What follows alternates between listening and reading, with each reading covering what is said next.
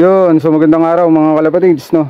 So for today's video nga mga kalapatids ay magpupurga tayo ng mga ibon ko mga kalapatids. Yun, so pupurgayin natin tong stock, mga stock bird natin mga kalapatids. Then isasabay na rin natin yung mga flyers natin mga kalapatids kahit malayo pa yung karera. So kaya magpupurga ako nito mga kalapatids ng tawag dito, Bastonero Plus mga kalapatids, produkto ng Excellence mga kalapatids, no? Dahil ay tawag dito, magbibreed ako ngayon mga kalapatids, pero yung ibibreed ko ay hindi panlaro mga kalapatids, kundi ay pang tawag dito, magsusubok ako ulit mga kalapatids, mag pre-flight mga kalapatids, no? Kung tama ba ako, tama ba yun? Yung mga kalapatids, tuturo ng isang inakay mga kalapatids, no? Yung tatawag-tawagin natin siya, then dadapo sa kamay natin, susunod-sunod. Bale, magbibreed lang ako mga kalapatids para doon lang mga kalapatids, no? So magbibreed ako ng isang pares, then isang itlog lang ipapapisa natin para isang ibon lang yung tuturuan natin, no? So susubok ako ulit dahil na-miss ko si Blue mga kalapatids. Kung naalala nyo si Blue, yung aking African Lovebird mga kalapatids na tinuruan din. At yun, kasamaang palad mga kalapatids ay nawala.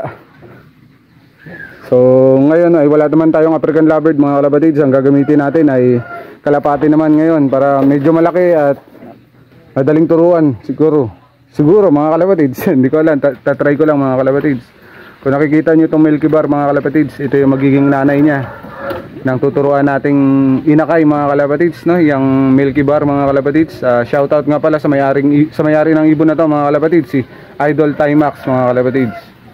Then ito mga kalapatids, yung aking ipinangalan sa mga hindi pa nakakaalam, kaya Cage 50 Lop TV yung aking pangalan mga kalapatids sa aking page at sa aking lop.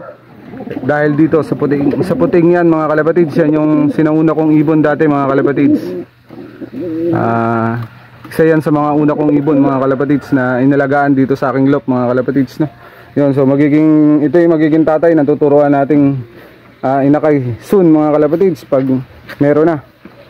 So hindi na natin papatagalin mga kalapatids, ibigay na natin tong Bastonero dahil alas 12 na mga kalapatids. Hindi ko ito pinakain, hindi ko pinainom sila mga kalapatids, no? So bibigyan natin to at sasama na rin natin yung flyers mga kalapatids. Ganun din yun, sayang naman yung isang powder na to, isang sachet na to mga kalapatids, titimpla natin dito. Yun, so itimpla ko muna, magikin ko lang in 1, 2, 3, go. Ito na nga mga kalapatids, no? Naitimpla na natin yung ating Bastonero. Yun. Then yan, Bastonero Plus mga kalapatids, sa halagang 17 pesos mga kalapatids ay mapupurga na natin to lahat mga kalapatids. Lahat ng aking ibon mga kalapatids, no? Sa mga hindi pa nakakaalam ng Bastonero mga kalapatids ay mas maganda to sa mga maraming ibon. Sa tamad magpurga isa-isa mga kalapatids ng ibon, no? Kahit ako tinatamad na rin, kaya ito na yung gamit ko ngayon mga kalapatids. Yun, so painumin na natin to mga kalapatids. Yun, so kung napapansin nyo, kulay blue yung naging kulay ng tubig mga kalapatids dahil yan sa Bastonero mga kalapatids, no? So bigyan na natin yung mga ibon, wag na natin patagalin para maya maya mga siguro mga 1 oras o 2 oras ay papakainin ko na mga kalapatids. Tara, painumin na natin. Yan na, painumin na natin mga kalapatids. Kung mapapansin nyo mga kalapatids ay grabe talagang mga uhaw na sila, kaya sure ball tong maiinom nilang lahat to mga kalapatids, na. So bigyan na natin tong hen section mga kalapatids. Yan, mapapansin nyo, grabe yung uhaw talaga nila. At ditong kak, bigyan na rin natin. Yan. So grabing bakbak inom sila mga kalapatids, kung mapapansin nyo, no? Ay grabing mga kalapatids. At yun, may nagano pa ng ice cream mga kalapatids. Yan, painumin muna natin. Dagdagan lang ng dagdagan mga kalapatids dahil maliit lang yung lagayan nila mga kalapatids na sa dami nila. Yan. So patapos yan mga kalapatids ay ito na namang mga flyers ko mga kalapatids, yung aking papainumin nitong Bastonero mga kalapatids, langan sa kalam. Yun, napakaganda ng kulay blue. Yun, so painumin na natin tong mga flyers mga kalapatids. Kahit malayo pa yung karera ay mahalaga na lilinis na kagad natin para sa sunod na pagpurga natin sa kanila mga kalapatids ay kaunti na lang yung uod o bulate sa kanilang katawan mga kalapatids. Painumin na natin. Ito naman tayo mga kalapatids sa aking plier. Oops.